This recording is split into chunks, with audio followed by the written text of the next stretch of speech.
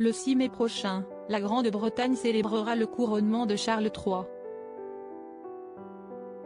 Si ce dernier est désormais roi, son fils aîné, le prince William a obtenu le titre de prince de Galles, après le décès de sa grand-mère.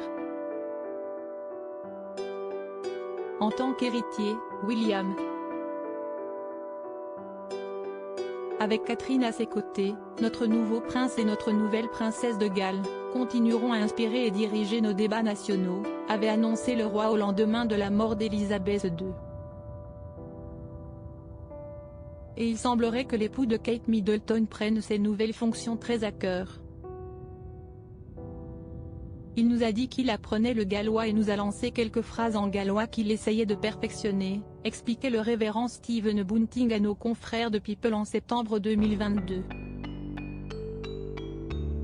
Si Charles III doit certainement être très fier de son aîné, l'époux de Camilla Parker Bowles préférerait que son fils n'organise pas de cérémonie concernant son nouveau statut de prince de Galles. Pourtant, lui-même avait eu droit à une intronisation en 1969. Devant des milliers d'invités, il avait alors prêté allégeance à Élisabeth II. Moi, Charles, prince de Galles, je me proclame votre homme lige d'âme et de corps et je m'engage, sur ma foi et mon honneur, à vous servir jusqu'à la mort, avait-il déclaré.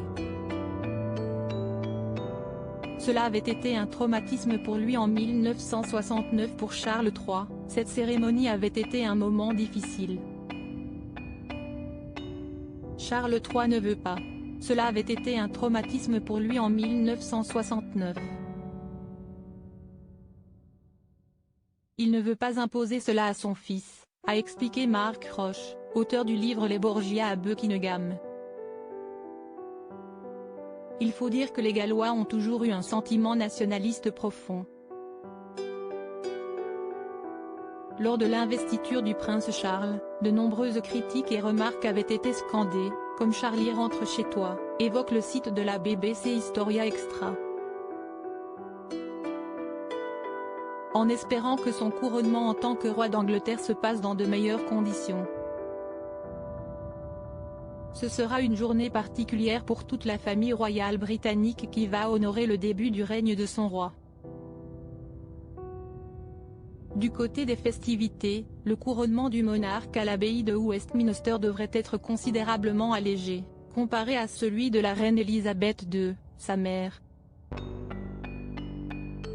Le palais de Buckingham a en effet déclaré que l'événement serait ancré dans des traditions et un apparat de longue date, mais qu'il reflètera également le rôle du monarque aujourd'hui et sera tourné vers l'avenir.